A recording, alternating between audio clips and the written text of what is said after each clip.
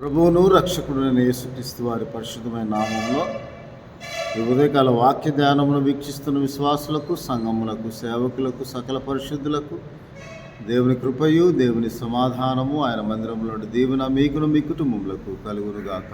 ఆమేన్. ఉదయకాల వాక్య ధ్యానము మార్కు సువార్త 14వ అధ్యాయము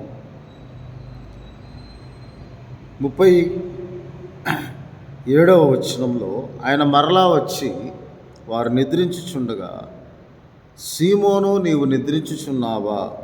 మీరు శోధనలో ప్రవేశించుకుంటున్నట్లు మెలకువగా ఉండి ప్రార్థన చేయుడని చెప్పాను. యేసుక్రీస్తు ప్రభువారు తాను అప్పగింపబడిన రాత్రి గెత్సేమనే తోటలో ఆయన ప్రార్థన చేసి వచ్చే వరకు మీరు ఇక్కడ ఉండి మీరు కూడా మెలకువగా ఉండి ప్రార్థన చేయండి అని శిష్యులతో చెప్పి, ఆయన విభ్రాంతి నొందుటకు, చింతాక్రాంతుటకు, మరణమగునంతగా నా ప్రాణము దుఃఖములో మునిగి ఉన్నదని చెప్పి మీరు ఇక్కడ ఉండి మెలకువగా ఉండి ప్రార్థన చేయడని చెప్పి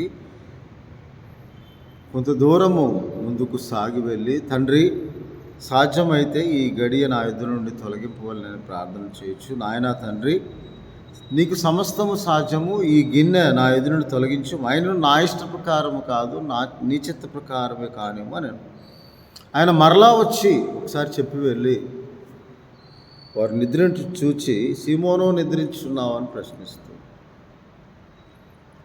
మీరు శోధనలో ప్రవేశించుకుంటున్నట్లు రాబో కాలంలో సంభవింపబో శోధనలు నన్ను బట్టి, నన్ను హింసించిన వారు, ఇప్పుడు హింసింపబోచున్న వారు, దూషింపబోచున్న వారు బట్టి మీకు కలుగు శోధనల నుండి, సాతాను శోధనల నుండి మీరు తప్పించుకోవడానికి మీకు నేను అనుగ్రహించిన ఆయుధము ప్రార్థన. అది మెలకువ కలిగి చేసే ప్రార్థన. ఆత్మీయ మేలుకొలుపును గురించి యేసుక్రీస్తు ప్రభు వారు మాట్లాడుతూ ఉన్నారు.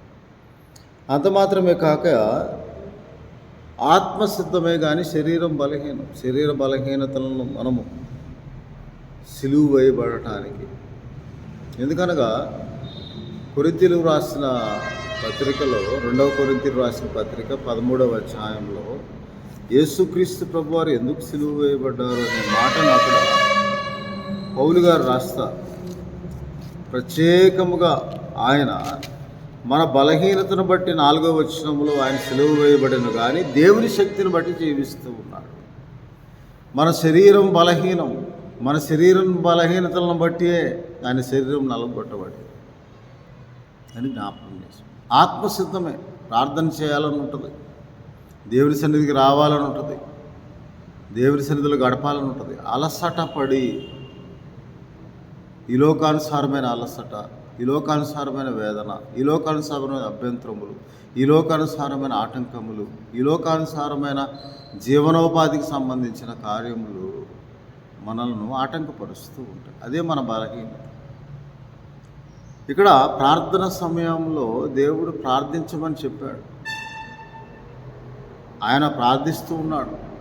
తండ్రి కుడిపార్శ్వనాశీనుడై నీ కొరకు నా కొరకు ప్రస్తుత కాలంలో ఆయన విజ్ఞాపన చేస్తున్నాడు. ఆయన ఉత్తరవాదిగా 1 యోహాను పత్రిక 2వ అధ్యాయం 1-2 వచనాలు. అటువలే కాక ఆయన నామమున పంపబడిన పరిశుద్ధాత్మ కూడా మనం యుక్తంగా ఎలాగో ప్రార్థన చేయాలో తెలియని సమయంలో మనకు ప్రార్థించే సహాయం కూడా అందించడానికి సిద్ధంగా ఉన్నాడు. రోమపత్రిక 8వ అధ్యాయం 26వ వచనం. మన బలహీనత చూసి సహాయం చేయుటకు సిద్ధంగా ఉన్నాడు. ఆయనను ఇంకనూ మనం బలహీనులమై ఉన్నాం. ఎందుకు వారు నిద్రిస్తూ ఉన్నారు? వారి కన్నులు భారముగా ఉండెను. ఆయన వారు తిరిగి వచ్చి చూడగా వారు నిద్రించి ఉన్నారు. వారి కన్నులు భారముగా ఉన్నవి. ఎందుకు వారి కన్నులు భారముగా ఉన్నవి అంటే, వారు ఈ లోక సంబంధమైన దుఃఖముతో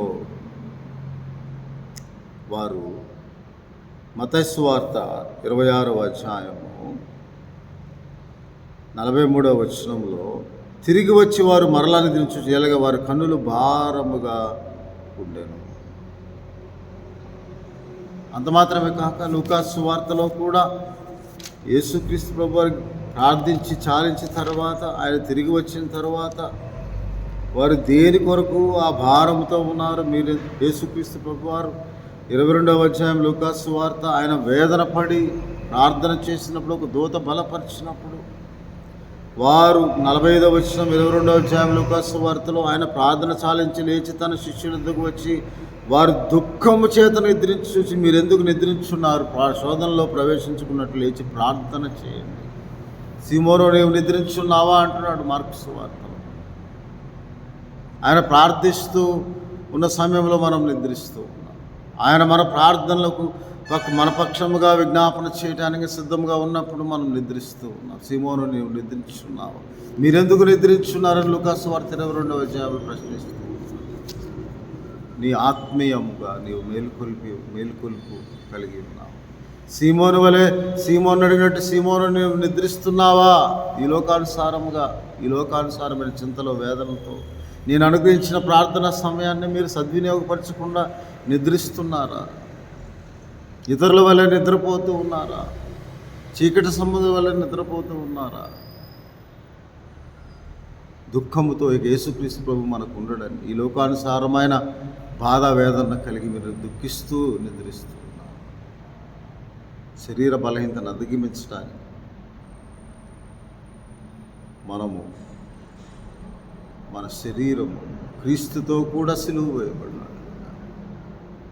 బలహీనత అధిగమించి ఆత్మబలము పొందుకున్నట్లుగా మనము ప్రార్థన. ఈరోజు నన్ను అడుగుతూ ఉన్నాడు, నువ్వు ఇంకా నిద్రిస్తున్నావు, ప్రార్థించక నిద్రిస్తూ.